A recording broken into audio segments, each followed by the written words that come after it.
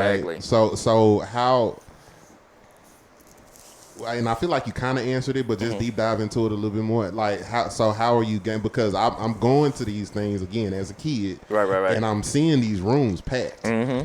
It's even to the point, like, you know, in one setting it'll be in the venue, but then in another setting he's renting out a house in DeSoto somewhere. Yeah. And we in this big ass living room, and they done set up chairs, the band in the corner, stuff like that. So we're doing these things inside of a house. You know what I'm saying? And again, packed. Yeah. Standing room only. So how are you marketing this thing without the internet at the time? Man, it's crazy because sometimes I talk to some of the people that, you know, most of the, like some of the musicians, and we talk about that. It was like, man, we didn't have Facebook At all. You know, we had Black Planet, we had a few things that was popped off, but it wasn't a marketing tool like IG is now and Facebook is and Twitter. And I was like,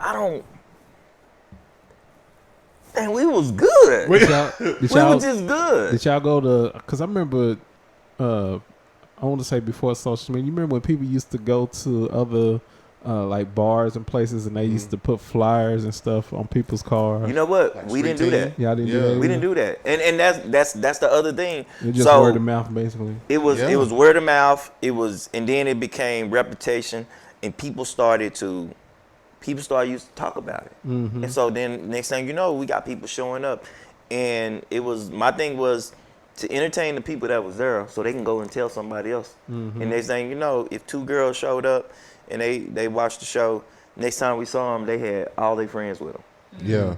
And so, and then, you know, and then all of a sudden it became, oh man, all these women be there. So next thing you know, the fellas started being there. Yeah. You know, all it took is, again, one dude come, and next thing you know, he bring his homies because he's like, man, I was there by myself. It was about 40 women, you know, 40 to 1, you know. So it was amazing. In fact, we talked about, you know, Chris Styles was one of the first places I was doing poetry at outside of Sankofa's. But Sankofa's, again, was, you know, it was more neo-soul. It was. But when we started doing the wine cellar, there became an issue at Chris Styles. Really? Because they felt like we were competition. And I was like, how? Y'all do y'all shows on Wednesday. We do our shows on Saturday. Yeah.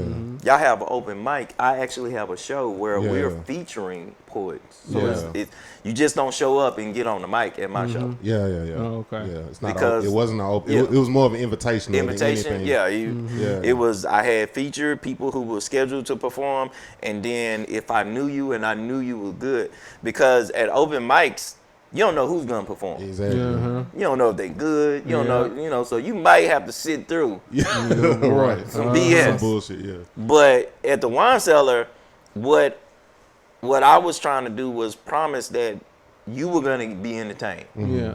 Now you may not like certain people, but it wasn't because they weren't talented. It was just you didn't like their style or whatever. Yeah. So, we had a show, but because it was growing so fast, and it was, like you said, it was always packed, they felt like we were stealing from them. Because I still was going on Wednesdays and performing. Not one time did we announce it. Even at the venues. We didn't go cross-promote. We didn't cross-promote. If people asked us about it, it was like, talk to me when the show over with. But I don't use this platform because I treated that like that was home. Yeah. And I didn't, and when they started saying that, I wanted to make sure. I was like, so we don't bring no flyers here. We don't do none of that. We don't pass out. We don't put none of that stuff on their cars. We don't do that. Yeah. We would have kind of bigger shows, and we would have flyers for those shows. But, nah, man, it was just, to answer the, I don't know. It was just, it was the buzz, and we were picking the right time and opportunity to reach people. And I think, like, with a lot of y'all and the musicians and everybody that was kind of getting started, it was a vibe for them to tell other people, hey, I'm going to be over here at this spot. Come over. Come check it out. So. Absolutely. And then you really struck gold when you have regulars.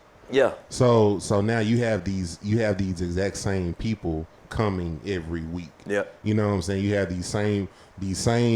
that same core 15, 20 are going, you know, they're going to be there every week. Mm-hmm. And then what I'm also seeing, so now they've not only just became fans of it, now they want to support in being a part of it. Yeah. So now that person that was just a fan coming to listen, like now she's helping count at the door. Mm-hmm. This person is helping doing this. I mean, even something as simple as picking up chairs, and it just became this organic thing, man, that just got. And I'm like, yo, like this is dope. I didn't really know before. Well, again, I'm in high school, but I didn't really know the concept of an open mic. Yeah. You know what I'm saying? Because again, like even with, so all I knew is like, okay, so if it's this event, a little naive is if you had this thing where all these different musicians and different singers and everybody, you know, somebody else might come play keys for a little bit and sing,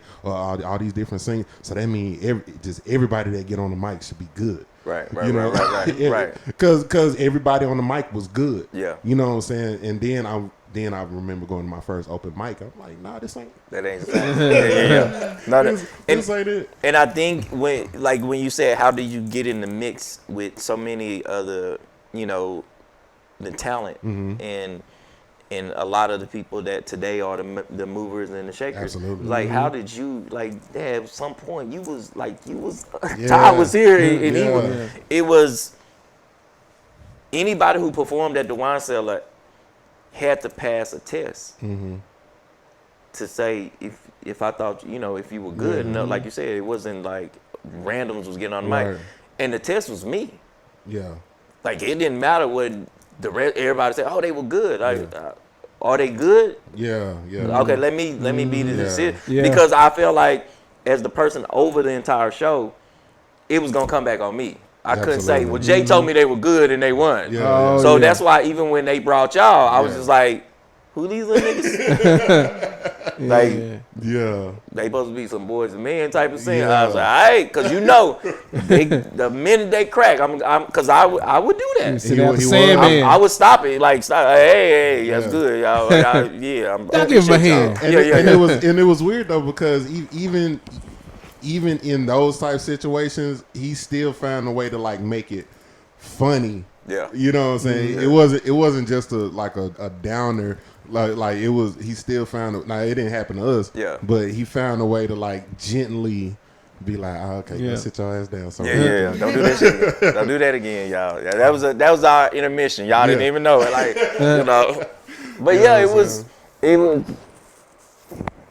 Because I had an ear for it all. So because I had done it, and so I was real strict. But it was more of if you're gonna step in front of a group of people who's paid to see this, then make sure you bring in your best. And if I didn't feel like you were bringing your best, then you're not finna get up here and because now I got to answer to these people who paid their money. Absolutely. If it was free, then I don't care. Get up here and act a fool, do what you want to do. You know, same thing with the comedians. Yeah. You know, this first time I remember Anastasia came. I didn't know who she was. They was like, she funny. I was like, she gonna be funny. If she ain't funny, she gonna be funny because I'm gonna make some jokes on her ass. And she got up and I was laying on the floor laughing. Right. So you know, it was and after that, it was just like, you know, same thing. Even the musicians. Yeah. Like, oh, that's the band. Blah blah blah. Oh, he the host. Oh, he a poet. Yeah. Turn around like, oh boy on bass, y'all need to work on him. Yeah. Right. If he gonna be out of pocket like that, I might as well come up there and do it. At least I know how to hit the notes, but I'm gonna be out. At least they were like, well, he don't even play it. That's why he out of pocket. You play it and you out. Nah, bro. No. So, you know, they would be amazed. I turn around and start directing the band. You know, let's do this. And the ones that's their first time, they looking like, who the hell is this nigga? And I ain't tell her. And whoever the MD is, like, no, follow the nigga. I'll follow him. Y'all follow him. Let's do what he say. You know. So and it wound up being a thing. Y'all would come. They would come up with songs. They would come up with full whether they like. Before I saw Ricky Smiley doing it, it was him doing it. You know what I'm saying? Like, Like just and at the time I think it was it Soul Unit that you had at the time? Yeah, it was Soul Unit that you had at the time. I wound up being a member of Soul Unit like way later, but it's like you had Soul Unit at the time, and then it also helps. It also helps when your band is funny and have a sense of humor and know how to entertain. Yeah, because now you brought a whole different element to the show. Yeah, you know what I'm saying? That it, almost in the sense of like I would think about whenever I would watch y'all. I would think about because I grew up watching late night TV shows. Johnny Carson, Conan O'Brien, Arsenio Hall, and there was always this thing between the host and the band that just made things work. Like even to the point to where sometimes the host and like the MD of the band would do skits together and stuff like that. And then it's like now I'm able to see this element live in front of me. You know what I'm saying? They were doing that way before I saw a lot of other cats doing it, and then of course, you know, that's something that I stole and then, you know, took that.